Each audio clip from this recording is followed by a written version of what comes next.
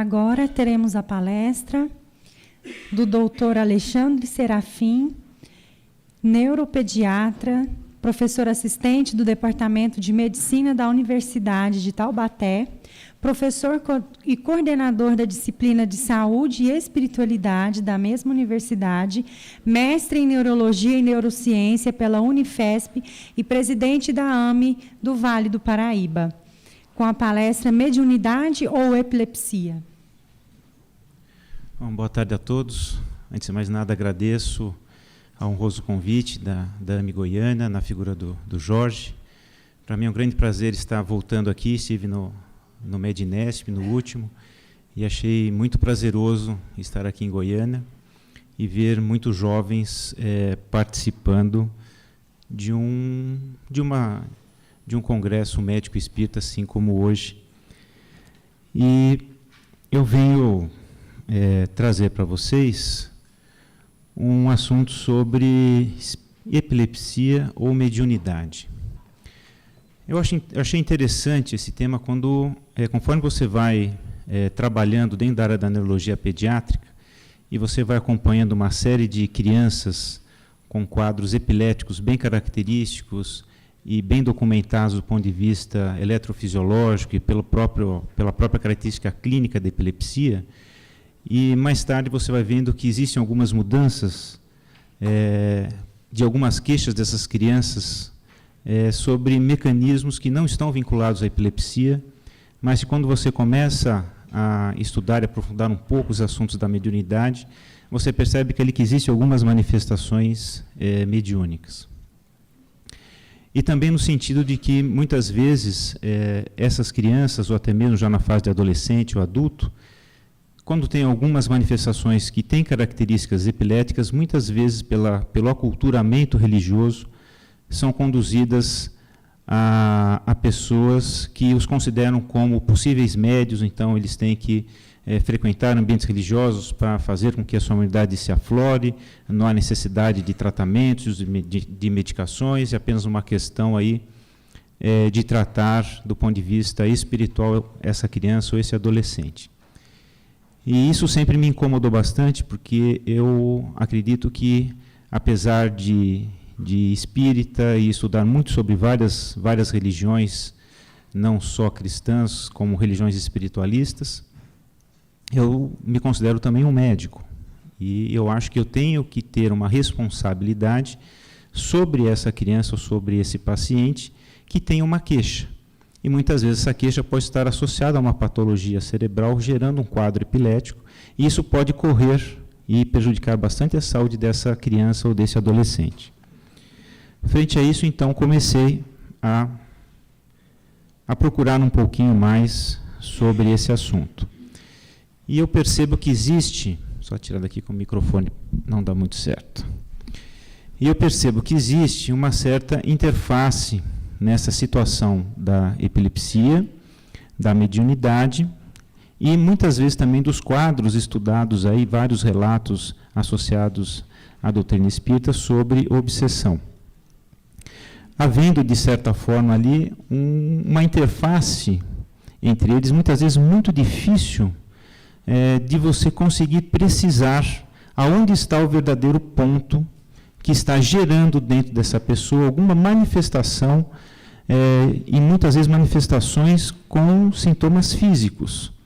Então, será que nós temos aí um epilético? Será que nós temos um quadro mediúnico? Será que nós temos um quadro obsessivo? Será que nós temos uma mistura de tudo?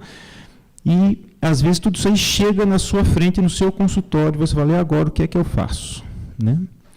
Então, pensando nesses assuntos, eu acho que nós temos que começar a separar as coisas um pouquinho mais, no entendimento que seria uma do que seria outro, no momento em que muitas vezes o paciente chega para nós com várias queixas que acabam se tendo uma certa interface. Então, qual seria assim uma correlação clínica? Vamos pensar primeiro num conceito. Ainda hoje, conceitos de epilepsia é muito complicado, não existe ainda um consenso satisfatório, existem grupos e grupos que brigam entre eles para uma definição melhor. Uns não consideram doenças, outros falam que está associado a uma síndrome específica, mas todos são de consenso que é uma disfunção cerebral com sintomas complexos. podendo não ser secundária a processos patológicos. É aí que fica interessante, porque nós temos que ter um processo de investigação quando há uma queixa com características epiléticas. E a crise epilética, a manifestação clínica de uma disfunção temporária de um grupo de neurônios cujos sinais e sintomas dependem da área envolvida. E aí também fica muito interessante, porque às vezes o quadro epilético está associado ao ponto, ao local onde é essa disfunção da atividade elétrica cerebral, e às vezes esses pontos são áreas associadas a fenômenos sensitivos sensoriais que complica bastante a formulação de um diagnóstico. E a história ela já é antiga, né? Desde 3.000 anos antes de Cristo já haviam relatos no Egito, na Babilônia, de pessoas epiléticas. O Código Hammurabi, 1.700 anos antes de Cristo, denominava como doença sagrada, né? Que poderia ser uma pessoa estaria sendo possuída por uma divindade ou por um demônio. E o termo epilepsia deriva do grego, que significa ser tomado desde acima. Então veja que engraçado como ainda nós transportamos essas situações de antes de Cristo para a nossa vida atual. Ainda existe o estigma do epilético. Ainda tem pessoas que acreditam que se conviver com epilético, ou se estiver na presença de uma crise epilética, você poderá ser contaminado e poderá desenvolver uma epilepsia. Existem pessoas que acreditam nisso ainda, né?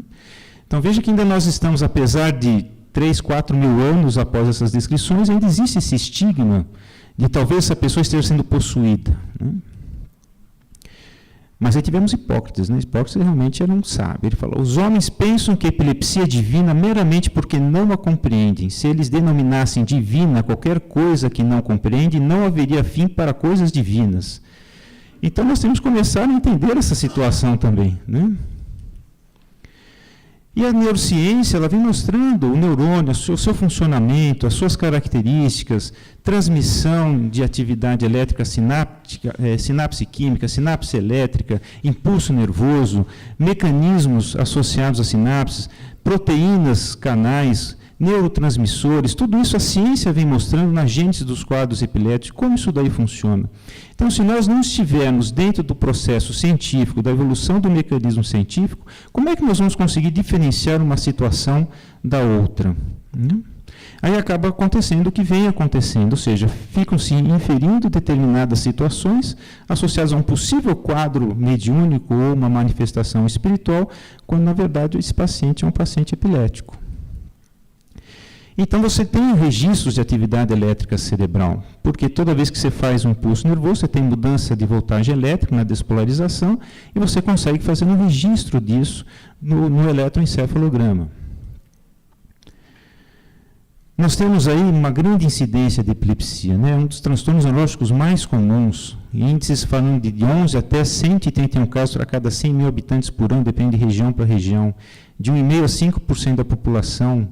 Uma frequência maior em crianças menores de 2 anos e idosos acima de 65, cerca de 1% da população abaixo de 20 anos, leve predomínio no sexo masculino. Então, gente, será que tudo isso aí é manifestação mediúnica? Acho que é muita manifestação mediúnica. Então, a gente tem que ter um alerta em cima dessa situação. 1,5 a 30 casos por 1.000 habitantes. São Paulo registrou mais ou menos 11 para cada 1.000 habitantes, numa prevalência, isso é variável às vezes de ano para ano. Mas nós temos, a princípio, 70% dos casos são primários ou idiopáticos, ou chamados criptogenéticos, quando há uma história familiar. Ou seja, pacientes que aparentemente não têm nenhuma doença, mas que têm um quadro epilético associado. Então, 70% das epilepsias, geralmente, elas são chamadas primárias. E 30% são casos que têm uma origem secundária, ou uma complicação anóxia no parto, um tumor cerebral, um acidente vascular cerebral, uma meningoencefalite, intoxicação e outros. E aí que nós temos que tomar uma certa preocupação na condução de uma pessoa, de uma criança que vem com um quadro epilético. Ela pode fazer parte desses 30% e não podemos deixar passar.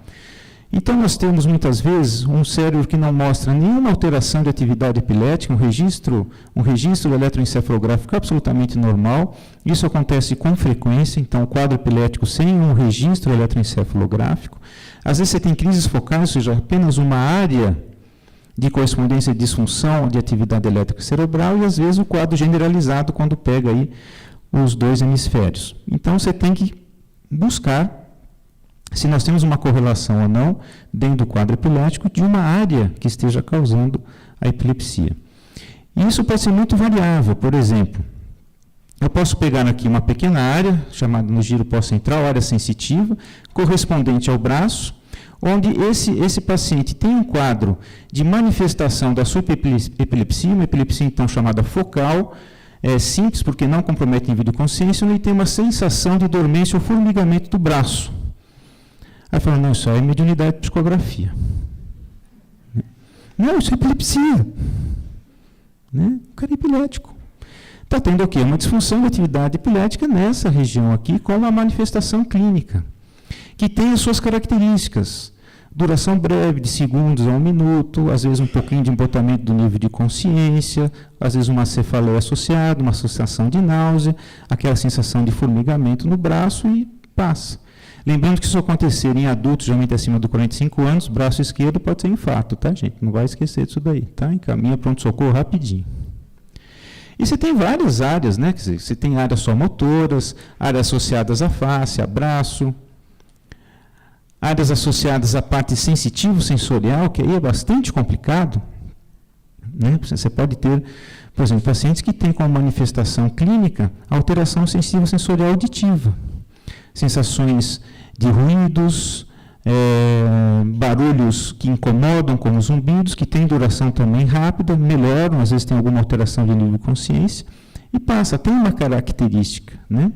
Por exemplo, atendi há muitos anos atrás um garoto com quadro epilético bem característico, a sua epilepsia era uma epilepsia focal complexa, bem documentado, com eletroencefalografia, comecei a tratar esse menino, ele melhorou muito bem com o tratamento com antiepilético, e já 3 anos sem nenhum episódio de crise, o garoto veio conversar comigo, eu já estava aí perto dos seus 10 anos, e ele falou, doutor, quero conversar com o senhor um assunto, quero saber se isso é da minha epilepsia. Eu falei, pois não, pode falar, qual é a sua dúvida? Eu falei, doutor, eu estou ouvindo vozes. Está ouvindo vozes? Mas como é esse negócio de ouvir vozes? Elas falam comigo, doutor.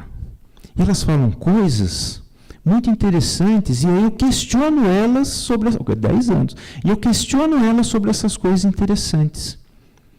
E aí eu pergunto determinadas coisas, eles me respondem, e eles falam, vai acontecer tal coisa, eu fico esperando para ver se aquilo vai acontecer, aquele negócio acontece. Ou seja, que epilepsia é essa tão elaborada, né? Que ele escuta a voz, conversa com as vozes, e um garoto absolutamente normal, psicologicamente normal, vai bem na escola, bom relacionamento familiar, bom relacionamento na escola, nenhuma queixa de comportamento, né? Então, quer dizer, é uma manifestação que essa criança, esse pré-adolescente está tendo, e se eu não tomar um cuidado de uma orientação melhor para essa família, aí sim poderemos gerar um problema mais sério para esse garoto. E que não tinha nada a ver com o quadro epilético dele, já tinha 2 eletroencefalografias normais, 3 anos sem crise, uma boa evolução, e apareceu esse tipo de quadro posteriormente. Então, nós temos que lembrar que nós podemos ter, desde quadros desconhecidos, problemas vasculares, má formação cerebral, processos infecciosos, má formação arteriovenosa, hemorragias. Temos várias situações que podem levar o indivíduo a uma disfunção de atividade elétrica cerebral em um quadro epilético. E que nós temos, como pessoas da área da saúde, médicos, estarmos ligados nessa situação para não fazermos o que o dito popular fala, né? Comer bola. Então, nós temos, basicamente, para vocês terem uma ideia, na epilepsia, cerca de 70% das epilepsias têm boa evolução, com resolução em 2 a 5 anos. 30% podem não ser responsivos a tratamento, essas são as mais complicadas. De 25% a 30% podem ter recidivas dos quadros epiléticos após o tratamento. Então, é uma situação que requer que a gente realmente acompanhe, investigue, trate, acompanhe esses pacientes. Nós temos aí hoje uma gama de exames que podem fazer uma investigação muito bem detalhada desse quadro epilético, tomografia, ressonância, videoeletroencefalografia, tomografia por emissão de pósitrons, tomografia por emissão de fótons e assim por diante. Como, por exemplo, uma criança com um quadro de uma crise focal complexa e ela tinha um tumorzinho aqui na região temporal, né? A primeira manifestação dessa criança foi uma crise focal complexa, né? Ainda no nosso meio temos cistercose. Também tinha uma crise focal complexa com fenômenos sensoriais, né? Acontecia em episódios rápidos, mas era uma neurocistercose. Então a gente tem que estar atento para as situações clínicas reais dos pacientes, né? Esclerose mesial do lobo temporal, mostrando um hipofluxo cerebral com uma crise focal complexa também, né? E a questão aí, então, da mediunidade, como é que a mediunidade ela vai estar entrando nesse viés junto com os quadros epiléticos, né? Uma das descrições de Manuel Filomeno de Miranda, que eu achei interessante, é essa. A mediunidade é uma faculdade humana, pela qual se estabelecem relações entre homens e espíritos. A mediunidade é uma sintonia entre os encarnados e desencarnados, permitindo uma percepção de pensamentos, vontades, sentimentos de um ser desencarnado. E hoje existem pesquisas mostrando que médium não é psicótico, né? A pessoa que tem a sua mediunidade, tem trabalhos hoje dentro da área da psiquiatria, mostrando que essas pessoas são pessoas absolutamente normais na sua comunidade. Elas têm as suas manifestações apenas naquela situação, no momento que ela está dentro de um centro, de uma mesa mediúnica, e fora disso ela é uma pessoa absolutamente normal, trabalha, estuda, tem a sua vida, não muda nada. Então isso já foi comprovado desde do meio do século passado, que não há uma psicose associada às pessoas com mediunidade. Então trata-se de uma faculdade que permite o intercâmbio, né, entre o mundo físico e o mundo espiritual, e proporciona a captação de energias cujo teor vibratório corresponde à qualidade moral daqueles que as emitem. Então, isso que é interessante, porque a captação ela é geral, né? E vai depender muito das manifestações dos sintomas que o médium recebe, da qualidade moral daquele que está transmitindo, né? E Chico recomenda, né? Nunca nos cansemos de repetir que a mediunidade é sintonia. Subamos aos cismos da virtude e do conhecimento e a mediunidade, na condição de serviço e sintonia com o plano divino, se elevará conosco. Então, é uma questão de sintonia. Bom, como é uma questão de sintonia, nós temos que entender um pouco mais sobre o nosso corpo físico, do ponto de vista do que ele realmente é, do ponto de vista vibracional, em relação a uma sintonia, como ele responde a essas sintonias, a essas energias, vamos dizer assim, espirituais, que chegam até as pessoas com dotação mediúnica e acabam tendo uma correspondência de uma sintomatologia, ou seja, algo físico associado. Dentro das orientações que a gente tem por livros na área espírita e espiritualista também, as comunicações mediúnicas, elas acontecem por mecanismos vibracionais, onde nós temos aí o corpo do médium e o seu perispírito e o perispírito do comunicante, onde as trocas energéticas dentro da mediunidade entre o próprio espírito e o corpo, através do perispírito, receberiam influenciações de atividade vibracional de perispírito para perispírito, numa comunicação com o corpo físico, então, do médium. Então, na verdade, nós temos um processo de sintonia vibracional, que vai depender muito da qualidade, da moral e da educação que esse médium está recebendo no processo de desenvolvimento da sua mediunidade. Temos que lembrar que nós temos um processo de descenso energético, né? Colocado também por André Luiz sobre os vórtices de forças ou centros de energia que todos nós temos e que acabam recebendo, então, influenciações de energias espirituais vindo a se manifestar dentro do nosso corpo físico. Dentro de uma avaliação entre a parte mais etérica dos vórtices de energias com a parte mais física, passa a ter uma correspondência dos nossos plexos nervosos com a parte mais etérica. Bom, quem de nós já não entrou no ambiente e sentiu aquela dor de estômago danada? Aquele choque no peito, aquela dor de cabeça? Quem às vezes não encontrou com uma pessoa e teve um mal-estar súbito? Ou entrou no ambiente e sentiu-se muito bem após estar com um quadro de mal-estar ou dor de cabeça? Isso são captações da energia do ambiente que hoje a própria ciência está começando a estudar. Energias do ambiente e como o seu corpo físico aceita isso de uma forma boa ou de uma forma ruim. Então, nós temos uma correspondência entre a parte etérica com a parte física através dos nossos plexos nervosos. E esses plexos nervosos estão ligados a todos os nossos órgãos físicos, por isso nós acabamos por ter manifestações físicas também a partir de um mecanismo vibracional, que nada mais é do que da própria manifestação mediúnica. Vamos lembrar aqui também que nós temos uma correspondência interessante, que foi colocada em Evolução em Dois Mundos, sobre o centro vital coronário com a nossa glândula pineal e o centro cerebral com a nossa glândula pituitária, a nossa hipófise. Lembrando que são duas estruturas cerebrais extremamente importantes, que eu vou comentar um pouquinho mais amanhã, quando nós vamos falar sobre neurofisiologia da prece, então eu vou deixar esse comentário um pouquinho mais para amanhã, onde nós temos uma correspondência entre dois centros de energia importantes, com duas estruturas extremamente importantes no nosso sistema nervoso central. E vamos lembrar o seguinte, o nosso corpo físico, ele é formado por moléculas. E essas moléculas, se formos desmembrá-las, elas são formadas por átomos. E esses átomos nós podemos ainda desmembrá-los em elétrons, prótons, assim por diante, e que a ciência mostra que são mecanismos em processo vibracional constante. Mesmo aquilo que nós achamos que seja mais sólido está vibrando dentro de uma frequência que as nossas situações, os nossos sensores físicos não são capazes de perceber. Mas se você jogar uma energia sobre ela, há uma mudança.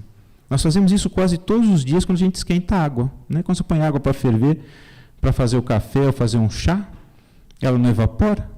Você não está jogando uma energia sobre uma estrutura molecular? O vapor não é nada mais do que uma mudança de mecanismo vibracional e não é a própria água? Se você, ao contrário, colocar água no freezer, ela não fica mais condensada?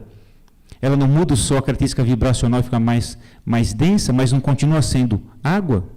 Então, nós fazemos isso todos os dias. O nosso corpo não é nada mais do que um órgão vibracional. Ele é feito por estruturas atômicas.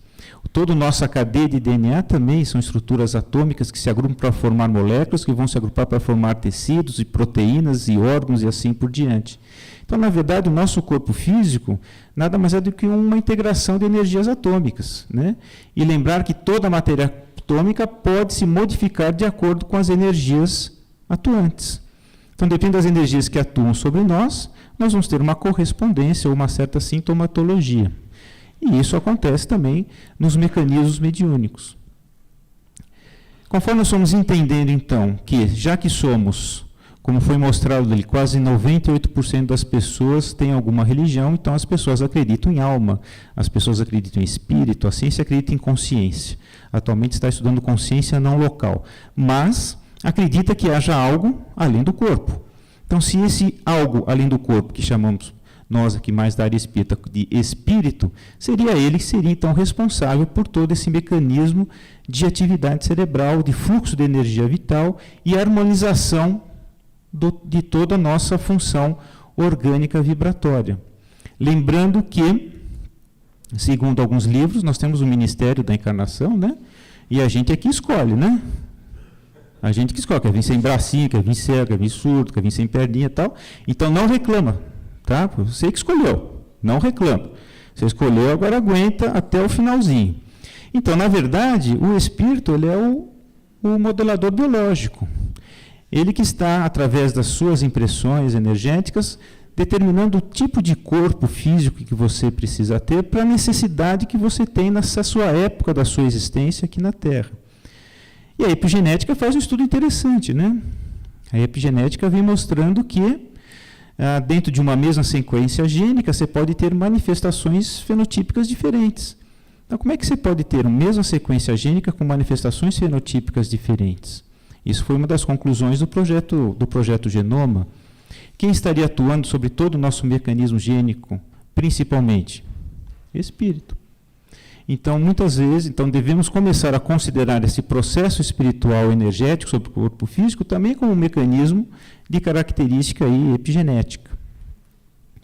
Sem precisar entrar aqui em detalhes de epigenética, mas nós temos que considerar que pode ser que, já que nós estamos querendo um corpo determinado por uma necessidade encarnatória, pode ser então que o espírito esteja agindo sobre os mecanismos hoje da epigenética, do metilo, do acetilo, da histona, modificando os mecanismos aí de expressão gênica sem mudar o gene.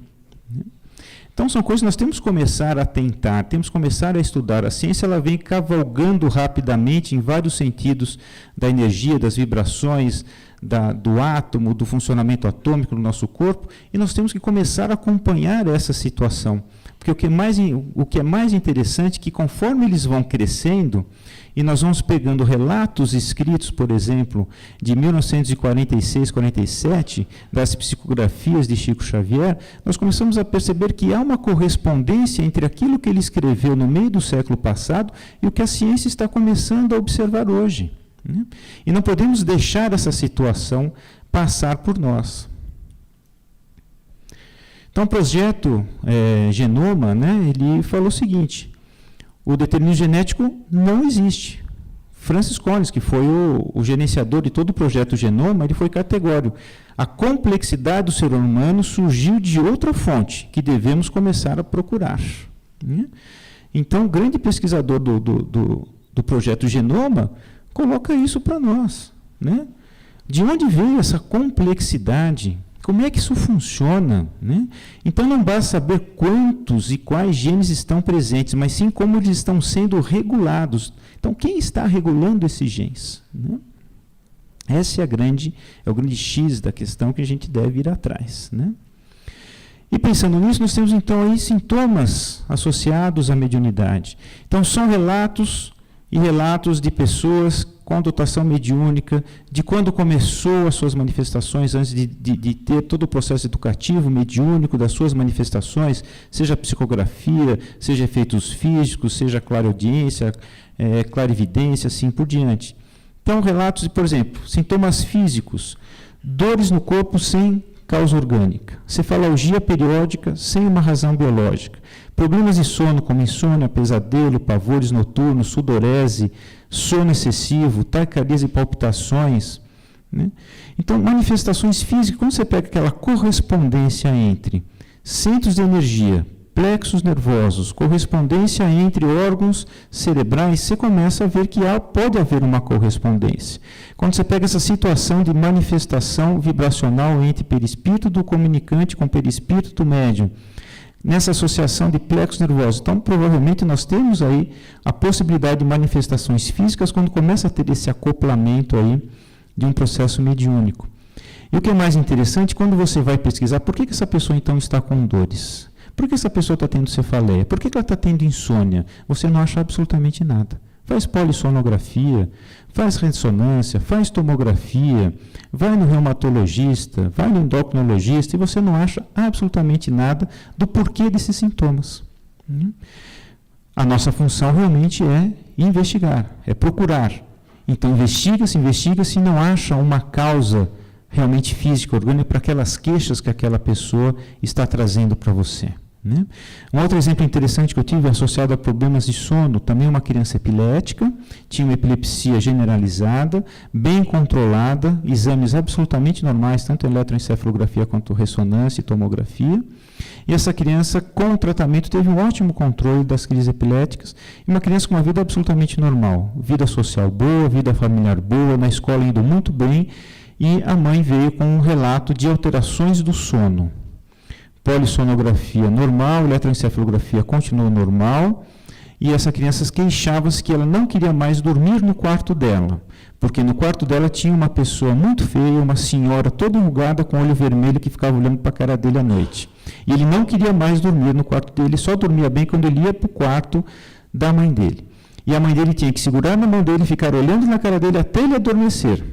E se ela soltasse a mão dele, ele acordava e não dormia de novo. E essa mãe já estava assim há mais de um mês e veio me questionar se isso seria do quadro epilético. O que eu fiz? Investiguei tudo de novo, para não deixar passar absolutamente nada. Não achei nada. Aí sentei e conversei com o garotinho. E a mãe já tinha dado para ele punições, ficou sem videogame, ficou sem tablet, né? Não pôde sair para andar de bicicleta, para que ele fosse dormir no quarto dele.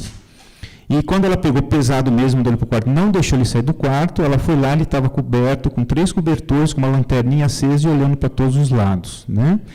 Então, realmente, esse garoto tinha, na época, acho que 8 e 9 anos de idade. Essa mãe católica praticante, aquela que vai na sua igreja, faz os dogmas católicos e tudo mais. O pai protestante, aquele que vai no culto todo sábado, tem a Bíblia, assim por diante, né? Então, quer dizer, 2 pessoas bem religiosas. E aí o garotinho falou para ele, doutor, eu vejo uma mulher feia, ela é má, ela quer me pegar, ela tem um olho vermelho muito feio, eu tenho medo dela, né? Mas todo o resto da vida desse moleque é absolutamente normal. A partir do momento que ele levanta de manhã, ele vai para a escola, ele estuda, ele aprende, não tem nenhum sintoma de um quadro psicótico. Nada. Uma criança de convívio normal durante o dia, né? Aí a mãe perguntou, e agora, doutor? Eu falei, agora só tem uma família ecumênica, minha senhora. Vou falar o quê? Né? Um pai protestante, a mãe católica, outra médium. Vai fazer o quê? Né? Então, são situações que você tem que saber, né, mesmo brincando, você tem que saber conduzir isso daí dentro da família, principalmente porque essa criança poderá, com o tempo, desenvolver até quadros psicóticos mesmo, né? Sintomas psicológicos, ansiedade, fobias, perturbações emocionais, inquietação íntima, pessimismo, desconfiança generalizada, sensações de presenças imateriais como sombras, vultos, vozes, toques. Alguém já está se reconhecendo clinicamente ou não? Alguém já está? Tem algum centro bom por aqui, Jorge, para mandar o pessoal? Ah, Paula, então tá bom. Então, eu tive, por exemplo, uma menina também epilética, tratada, bem que ela começou a ter essas sensações, ela tinha sensações de como se tivesse um vulto, uma sombra perseguindo, e só na casa dela, fora de casa não acontecia nada, ela tinha uma vivência muito boa. Então, essa menina passou a não querer mais tomar banho, porque ela achava que alguém ficava no banheiro olhando para ela enquanto ela tomava banho. Ela não queria dormir mais no quarto dela, porque essa pessoa acompanhava para o quarto. Ela tinha a sensação de que onde ela andava na casa, alguém andava atrás dela. Agora, fora da casa, estava tudo certo, né? E não era uma manifestação epilética, porque eu chequei tudo de novo, chequei dose, medicação, nível sérico, refiz exames e não achei absolutamente nada nessa menina, né? Essa menina era evangélica, família extremamente evangélica, havia um grupo de prece, orientei a mãe, então procura o grupo de prece junto com essa menina, e à noite, se a senhora gosta de ler a Bíblia, eu gosto, leia uma Bíblia em voz alta, faça uma prece com ela à noite. Melhorou. Não precisa mexer em remédio. Por que melhorou? Não sei. O que aconteceu? Também não sei. Né? Cientificamente. Como professor, eu só posso falar, não sei. Você sabe que o CRM te processa.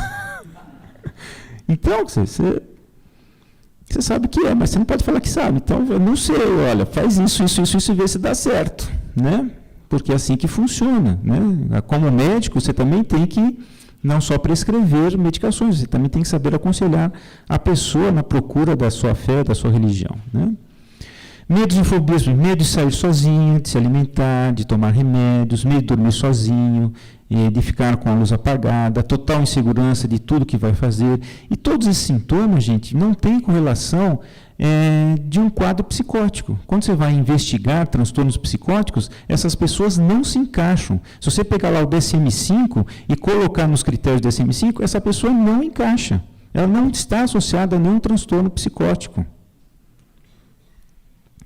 Perdas de equilíbrio, sensação de desmaio, como sensação muito rápida de desequilíbrio, sensações de desmaio, sensações de desconforto gastrointestinal, como muitos nós temos às vezes quando entra num ambiente diferente. Síncopes, que aí fica complicado, porque será que é epilético ou será que não é epilético?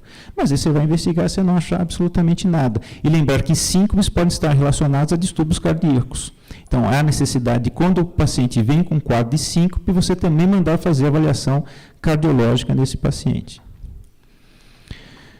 Queixas de mente perturbada, aquela mente que está sempre cheia de problemas, cheia de coisa, não consegue relaxar um minuto para pensar em outras coisas, sensação de peso nos ombros, formigamentos, como falei, né?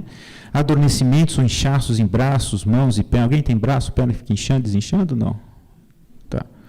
Mudanças repentinas de humor, né? Crise de choro. Alguém aí reconheceu? TPM? TPM dá isso, né? Mudança de humor, crise de choro, tudo. Mas não é necessariamente mediúnica, não, é hormonal mesmo. Sensação de calor, arrepios de frio, palpitações, sensação de cansaço, nervosismo, irritação. Ou seja, nós temos uma gama de sintomas muito grandes. E ele fala assim, ó, não é a mediunidade que causa esses transtornos, e sim o comportamento irregular do médium, uma vez que fica sem autocontrole, instável emocionalmente e captando vibrações nem sempre boas das pessoas com quem convive e dos ambientes que frequenta e espíritos afins. Ou seja, uma vez aberto o seu canalzinho mediúnico, ele está aberto para tudo, meu filho. Para o bom e para o ruim. Então, dependendo do inferninho que você vai, é o que você vai levar junto, né? Então, muitas vezes, esses desconfortos estão associados à característica da pessoa, dos ambientes onde ela vai, as pessoas com quem ela se relaciona. Muitas vezes não é questão de você ser uma pessoa dotada de mediunidade que vai ter tudo isso. Muitas vezes são os ambientes que você frequenta por ser uma pessoa dotada de mediunidade. Então, pergunto, senhores, mediunidade pode se tornar uma doença orgânica? O que os senhores acham? Quem acha sim? Quem acha não? Tá. Segundo os relatos, sim. Tá? Quando? Falta de uso adequado ou abuso no uso. Pode gerar problemas orgânicos. Quando a mediunidade aflora plenamente, mas não é disciplinada. Quando o médium tem conhecimento do seu compromisso com a mediunidade, mas mantém uma atitude escapista, né? Hoje tem BBB, tem aquele cara da sala, não vai dar para ir no centro hoje, né? Quero ver se ele vai ser expulso ou não da casa, né? Não, hoje é sábado, pô. Resolveram fazer trabalho mediúnico bem no sábado, vou tomar um chopp, né?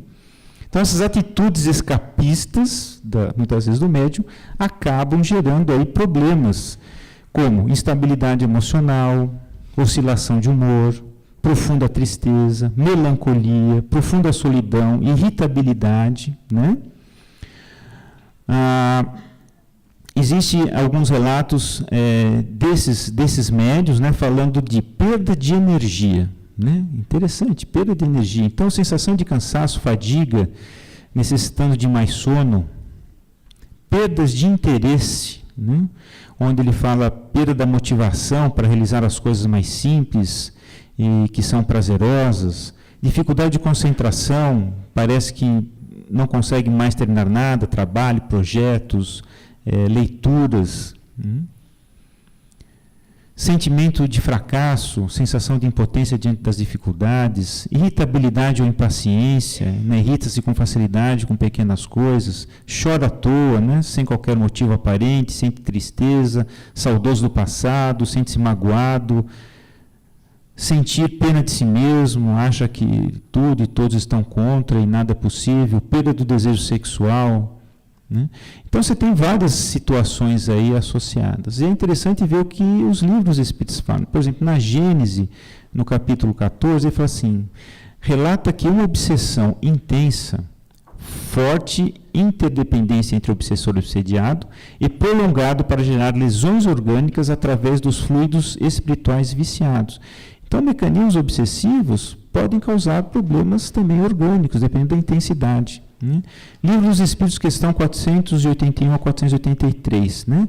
Que uma influência espiritual obsessiva pode causar uma neurolesão epilética. Interessante, né? Quer dizer, você pode até ter uma neurolesão epilética por um mecanismo obsessivo muito ostensivo. Nos homens da mediunidade, relato episódios de obsessão por possessão gerando convulsões epiléticas, né? Relatos na Bíblia também, né? Então, nós temos uma gama de situações que envolvem situações epiléticas, situações obsessivas, situações mediúnicas, onde uma desordem espiritual poderá gerar um desequilíbrio orgânico. O desequilíbrio orgânico gera uma desarmonia das funções celulares. Essa desarmonia aumentar o desequilíbrio orgânico, o desequilíbrio orgânico aumentar a desordem espiritual, ou seja, você entrou num ciclo, que às vezes é muito difícil dessa pessoa sair desse ciclo. É necessário uma observação, acompanhamento médico, introdução de medicações, né? Essa menina que eu falei que tinha essas sensações de estar sendo acompanhada dentro de casa, eu tive que entrar com ansiolítico para ela, porque ela estava já gerando insônia e pânico. Depois que eu entrei com o ansiolítico e passou todo esse processo onde a família foi orientada, essa menina melhorou tremendamente em casa. Então, às vezes, você tem que realmente até mesmo medicar, tirar essa pessoa dessa situação de estresse, de ansiedade, de angústia que ela está vivendo, juntamente com a orientação que você vai passar para ela. Para que ela não entre nesse ciclo de desordens da parte espiritual até a parte orgânica. Então, se vocês me perguntarem dessa situação da epilepsia e da mediunidade, eu particularmente considero essas 3 situações. Podemos ter situações chamadas kármicas? Podemos. Podemos ter as pessoas que são epiléticas como um mecanismo para que esse espírito, de alguma forma, tenha alguma experiência com essa situação que ele está vivenciando de epilepsia? Possivelmente sim. Nós podemos ter uma situação mediúnica com sintomas próprios de uma manifestação mediúnica, como eu acabei de citar? Também podemos. Podemos ter situações obsessivas que são ainda mais claras do ponto de vista de sintomatologia, como aquele menininho que via a mulher feia de olho vermelho olhando para ele todas as noites quando ele ia dormir. Provavelmente temos também essa situação, né? Então, nós temos aí um conjunto de processos que nós, dentro da área da saúde, não podemos deixar passar. Nós temos que investigar, né? Existem exames, existem métodos, existem protocolos, existem tratamentos que você pode instituir para não correr riscos frente a um tumor cerebral, ou um processo inflamatório localizado, ou uma alteração arteriovenosa cerebral, para que esse paciente não corra grandes riscos, né? E temos que orientar também as pessoas quanto a isso, né?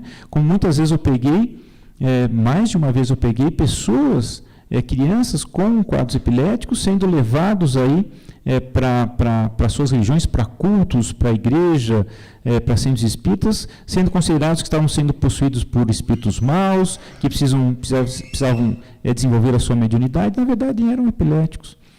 Então, cabe a nós, dentro da área de saúde, estarmos desmembrando essas situações e orientando essas famílias. E eu nunca tive qualquer problema pelo fato de ser espírita, atender pessoas de outras religiões, e sendo claro e objetivo com essas famílias. É uma questão de você também saber abordar e de que forma você vai abordar sem agredir a consciência religiosa daquela pessoa. Mas eu nunca tive problema em ter um conhecimento da área espírita e poder fazer uma orientação para uma pessoa de outra religião nesse tipo de problema que ela está tendo, seja mediúnica ou obsessiva, na procura de uma ajuda pela sua própria religião, né? Então, nós temos que começar a perder esse medo, esse estigma de poder conversar com as pessoas sobre a sua religião e as suas necessidades, né? O médico tem um medo danado de fazer isso, né? De perguntar sobre religião. A gente pergunta sobre sexo, mas não pergunta sobre religião. É uma coisa impressionante, né? E temos que perder sempre, porque isso auxilia bastante. O meu convívio hoje com os meus pacientes nesse sentido é muito bom. Não tenho problemas de atender uma pessoa que seja protestante, católica, umbandista, seja o que for. Dentro de um esclarecimento, de um conhecimento, de uma procura técnica, você sendo embasado tecnicamente naquilo que você está fazendo, você não tem nenhum problema. Só para lembrar, né? Allan Kardec falou: reconhece o verdadeiro espírito pela sua transformação moral e pelos esforços que faz para domar suas más inclinações. Então, independente da situação, o importante é a gente começar a mudar do ponto de vista moral e ético as nossas condutas diárias. Eu agradeço a todos a presença, agradeço a Anne Goiana pelo convite, obrigado a todos e espero vê-los amanhã novamente.